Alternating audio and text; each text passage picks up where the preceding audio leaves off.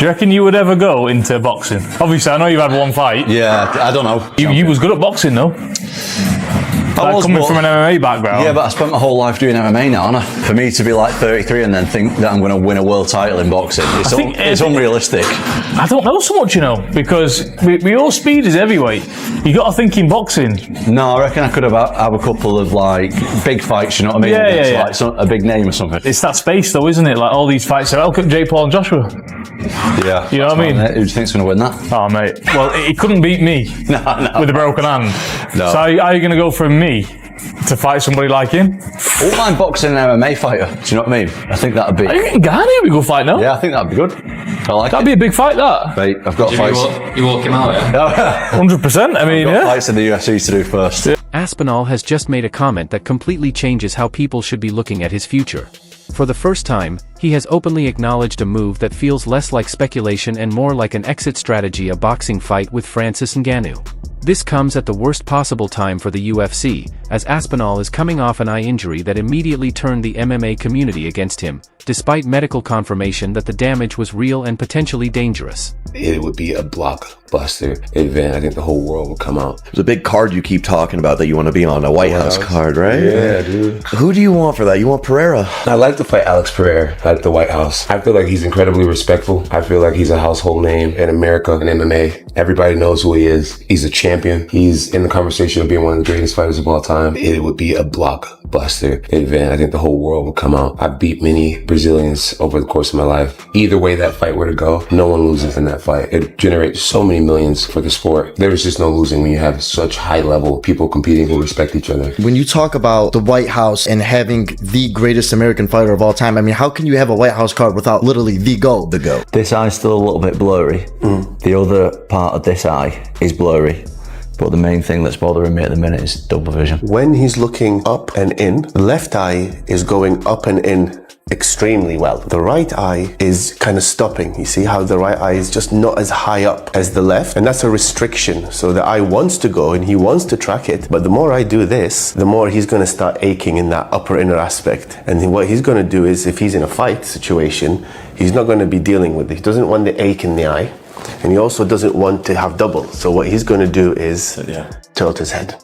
So that's on that side. If you look at the left, which should be matching it, so you're looking across, up, up, up, up, up, as much as you can. And you can see how, again, with the right eye, it's up and out, but the left eye is just not able to go as extremely up as possible. When I got poked in the eye, obviously, and then people were like, his eye wasn't even red. Does your eye always go red when there's something wrong, or is that? You can absolutely lose your vision without having a painful red eye. So you don't need a red eye to have blurred vision at all.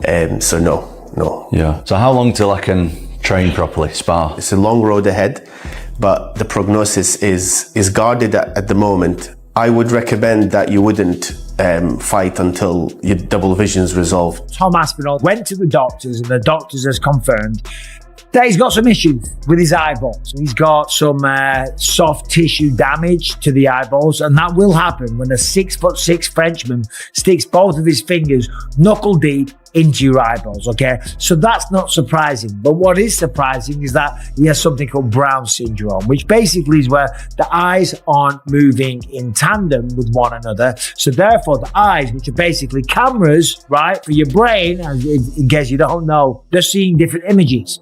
And when you see different images, you see double, or maybe sometimes the brain cuts out one of the images so that it doesn't get confusing and you don't get headaches and stuff like that. And then, of course, when you're only seeing through one eye, you have problems with depth perception. Think about Dana White saying Tom didn't continue. Tom didn't want to continue in the fight, so. And then also, who gives it to eye pokes? Who gives it? Well, listen, I didn't continue. I'll tell you why I didn't continue. Because I'm not a dummy. Like, I'm not going to go out there and fight one of the best strikers in the world if I can't see. I know, as an MMA fighter, look, things are going to happen in the fight that compromise you. Go back and watch my fight with Arlovski. At the end of the first round, he punched me right in the eyeball. Final 20 seconds of the first round. Oh! Big right from Arlovski. For the rest of that fight, I couldn't see him out that eye.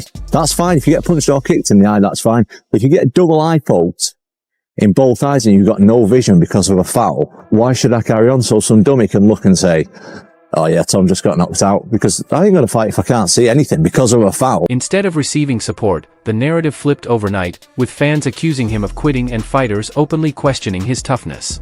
Even Dana White framed the situation as Aspinall choosing not to continue, which only intensified the backlash.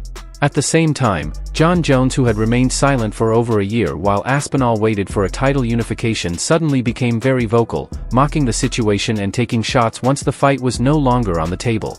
I feel as Tom's a great athlete, but I do feel like he's a one-trick pony. When you look at people talking shit online of like, oh, you know, he's ducking this guy or he's dodging this guy, they haven't seen the work that you've done in the past and how dominant you've been. We know you're not ducking this guy. I mean, talk to me about what you saw in his fight with Gane. I mean, because Gane looked like he was controlling the fight. When Cyril Gane? Yeah. I believe that his wrestling and jiu-jitsu is incredibly overrated. He has a beautiful 1-2. I got to learn a lot about his patterns in his last fight. Beautiful 1-2. That's really about it. He couldn't touch Cyril Gane at all. That's the way I felt. I felt like Gane was just getting warmed up. Gane's hands was down. He was shaking his shoulders, bouncing around. He was touching him. That jab. He busted him open. He was so comfortable. I think Tom was looking for a way out, and he took it. He needs to change his game plan. When Tom gets hurt, he's like immediately incapacitated. It's like, you poke my eye. He never tried to look. It was rag on the eye immediately. He doesn't have the dog in him. He keeps saying he doesn't want Aspinall. Aspinall need that fight. I don't need it. When you look at it, pretty much true. There's nothing that he's going to make winning that fight if it's not money.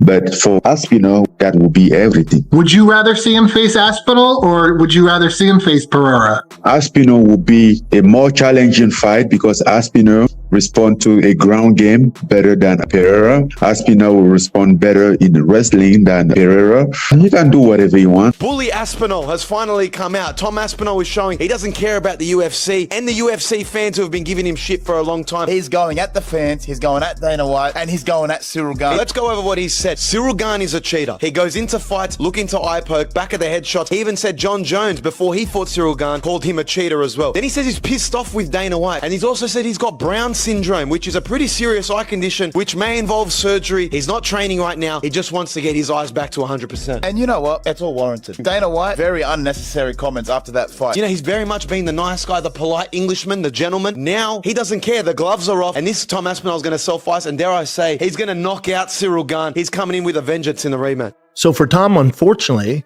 and even his dad said this, he's like, Tom has 3 fights left on his contract, and then we're going to get a boxing super fight. We're out of here. Because think about it. Let's say he beats Cyril Gane, right? So we're never seeing that again. Who else would you pay to see him fight? Now it's going to be free on... Only Jon Jones. Only. Yeah. So he has 3 fights left. So you're going to get Cyril Gane. He'll get the winner of Alex John, which happened at the White House. And then maybe fight if he loses that, which he will if it's John. If he were to lose that, he fights the loser of John versus Alex. Those are your 3 fights from Tom. And then you go to box, because let's say he re-signed for 6 fights. Who are you going to watch him fight?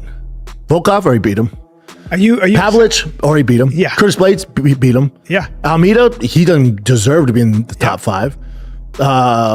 Acosta, those top fucking, besides Curtis Blades, 2 through 15 aren't even in the top 25 of this 2015.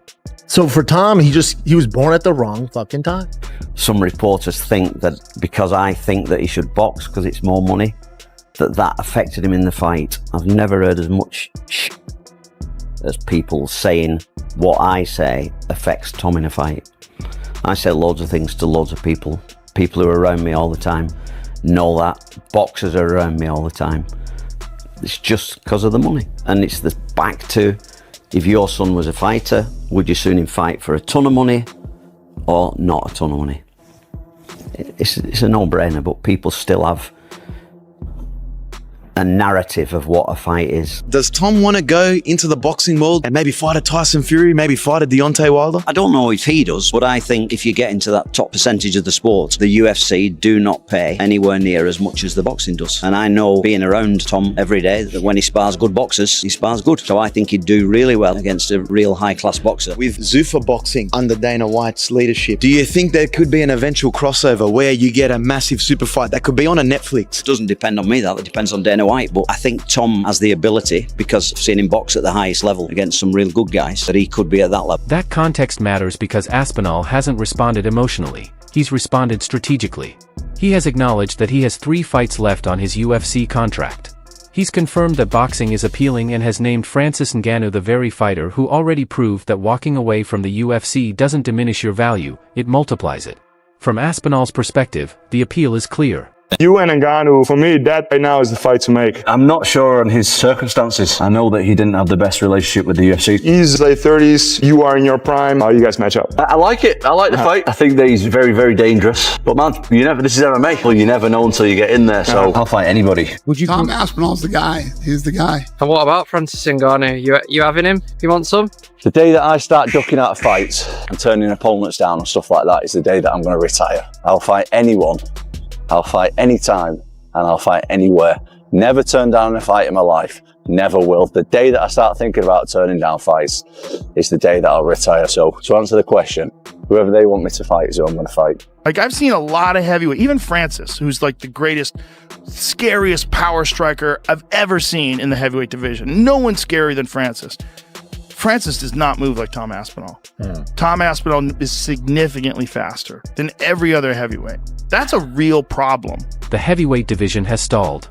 The title situation has been chaotic, and loyalty hasn't translated into security. Boxing offers shorter careers, higher guarantees, and far more control over risk versus reward. A fight with Ngannou wouldn't be about legacy, it would be about leverage. And that's why this moment feels important. Aspinall isn't threatening anyone. He isn't ranting. He's simply making it clear that he won't sit still while his career is dictated by other people's delays, politics, or narratives. Whether the UFC wants to admit it or not, when a fighter at Aspinall's level starts speaking like this, it usually means one thing.